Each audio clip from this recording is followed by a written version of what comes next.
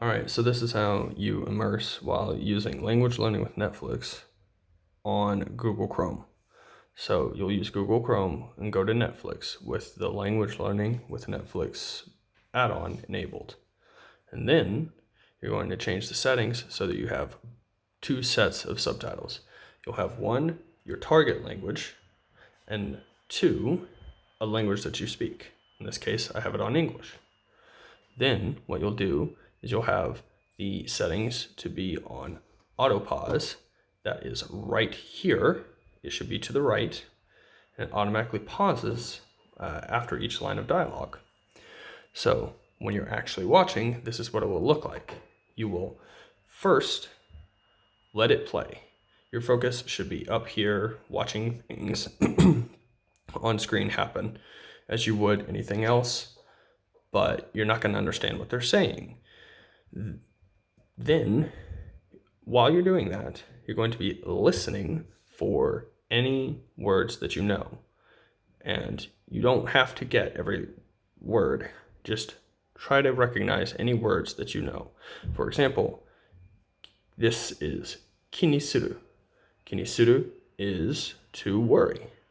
So if I listen to it when they're talking and I hear kinisuru, then I'll know that they said worry.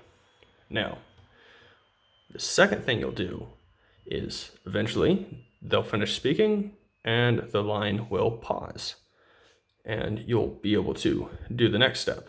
So after you listen and watch up here, you're going to look at the first line of dialogue in your target language. That way you can try to recognize words that you know. So if you recognize this word, or this word, or this word, or this word, basically you're just going to look for words that you recognize. That's all. Then, and this part is optional, if you don't care about it being ambiguous and you're not following the story, then that you can skip this next step.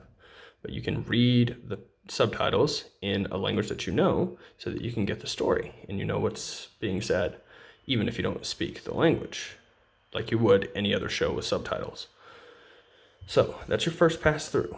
Basically, you listen and watch up here, then it will pause. You will read and recognize, then read and follow the story. The next thing you'll do is you will repeat the line. That will be done by pressing the down arrow key on your laptop or computer. So I'm going to let it play and then I'll explain what your second step is. All right, so the dialogue just played. So the first step was listen and then read and then follow the story. That's step one. Now, step two, you'll play it again. That's the down arrow key I just mentioned. So you press the down arrow key and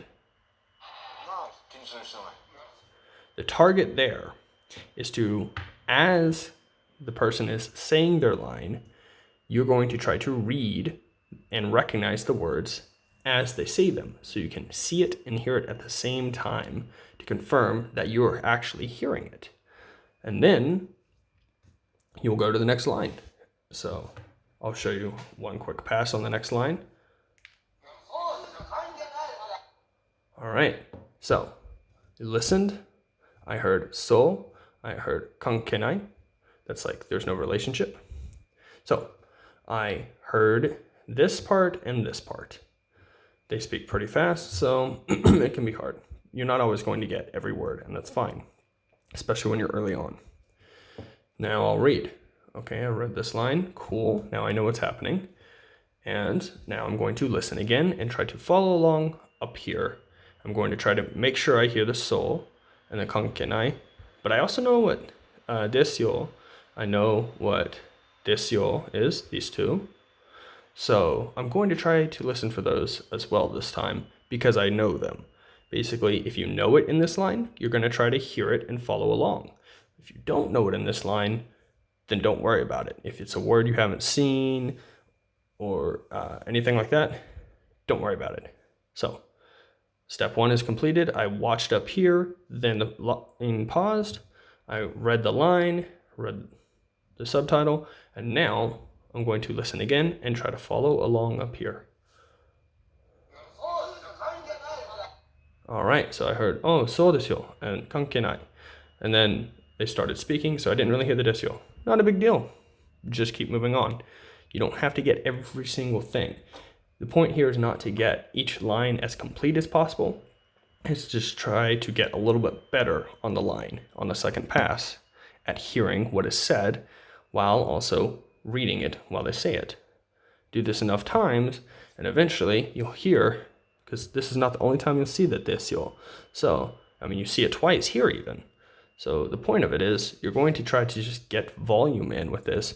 You don't need to get every line perfect. You won't, because not every line will have words you know. Some may have no words you know, in which case you just go to the next line. So I'll show you one more pass with the next line. So whenever I hit play, it's going to play up here and I'm going to listen. It's going to pause and I'm going to read the line, and then I'm going to read the English line so I know what's going on. So here we go. All right, so I heard hi, hi, hi.